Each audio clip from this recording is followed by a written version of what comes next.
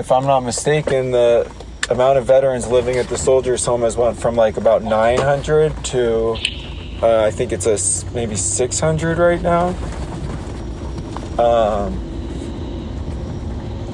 And that's living here, right? So ever since all of this, without a question, at least a third of the veterans are now not living here.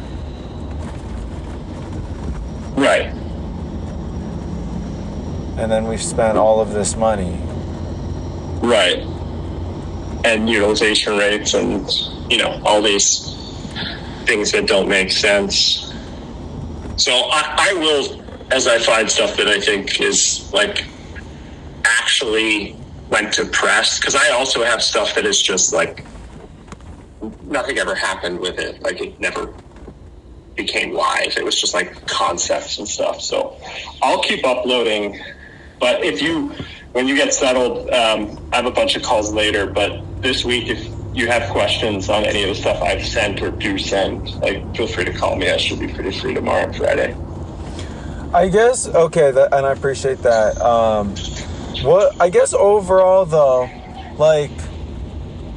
regarding the town center and stuff, I think we're on the same page that it's not necessarily positive for veterans, right? Yeah, I think we are on the same page there. Okay, and we both suspect that it's illegal. Right, and especially in the current, way it's contemplated, where the PD team believes it's rightfully theirs to build, and there has been no, rightful solicitation where you could solicit questions and you post it on the Federal Register and get public comment. None of that has happened. So that part is also completely wonky. You, without doubt, are tapped in, at a high level, right? With a lot of these different things. So it's how do we stop what I think we both think is going to be a detriment to veterans? Yeah, that is the very tough question to answer.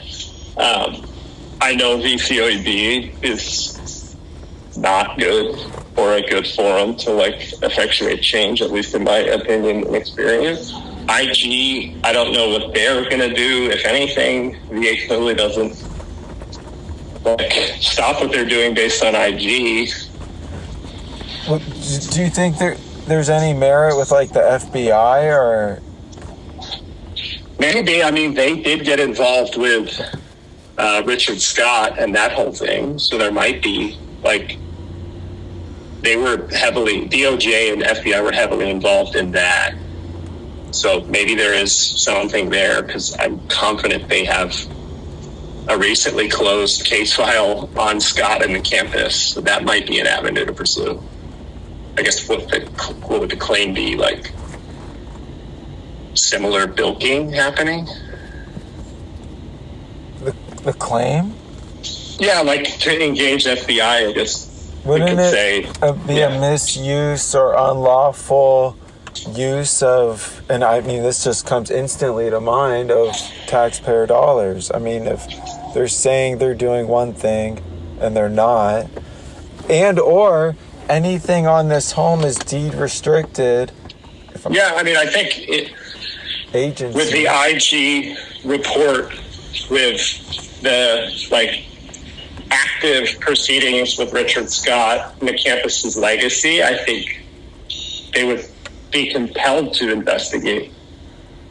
Right? The IG clearly found misuse. The FBI worked on a case of misuse. Based on those facts alone, the FBI would be compelled, or should be compelled, to investigate. Yeah.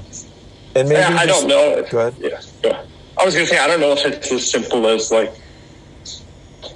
reaching out to their, messaging them in their portal or calling or something, and just acknowledging that they have done active investigative work on the campus, and that the IG has found misuse and that we're requesting, or, it's requested that they reinvestigate to ensure this isn't happening again at the detriment of veterans. Like, I feel like that is an initial thought, but I really don't know how that process works at all.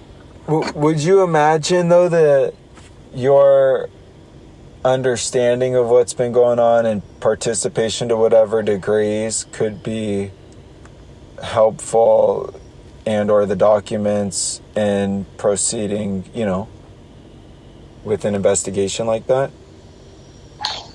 I mean, potentially. I think the 2018 IG findings, the campus legacy, the leasing act, including the amendments, and the TSA implication with local, to me, that all feels compelling enough for the FBI to open a case and start investigating. And then if they needed documents or information, I mean, I'm sure they could get it straight from the government, but I don't know. I think at that highest level, that seems just what I said here, that is mostly public, honestly, should be enough to initiate a new investigation. The documents, though, that with the same guy's signature on as both parties, those are public documents?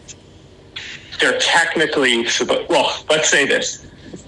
There was a world where they would have been put up on the website, but if you requested them through FOIA, you would get them. It would take a year, but the answer is yes. They technically... So when we're up against the clock, right, that's actually ticking and real, we don't have, the time of a year for these... Right, that's what I'm saying. So you could obviously send them, are they going to arrest me? Maybe. I'm sure I violated some contractual agreement with the government, whatever. Would you have any, and I truly, the capacity I've had, just to be frank, is people have come to me, typically in some regard, is police officers, and they're being they want to do what's right, but they don't know how, right? Because they could get fired, different things like that, right? That's an agency where it's sometimes hard to do the right thing, and then that's just been the reality regarding that. And this, it's similar and different. I have you looked into or interested in any whistleblower type stuff, or? So, I've thought about it. I'm comfortable in the role that I'm in now, where I am somewhat proximate, nowhere near the way I was in the past, but still proximate to what's happening. And there's still a level of trust that folks share stuff with me, and then I'm able to feed that elsewhere, where I feel if I went, when I blew the whistle at Inner City Law Center, the organization mobilized, but I just got beaten down by the CEO and board because they didn't like being called out for being extremely racist and discriminatory. And it sucked, right? Because I had to go out and start on my own, and those were very powerful people. So there is a level of self-preservation for me here, and access to info. I'm comfortable sharing it, and to the extent that I'm not implicated in however you use it, works well for me. If it got to a point where I had to be part of it and own it, a whistleblower, I would probably do that, because I care more about justice and what's right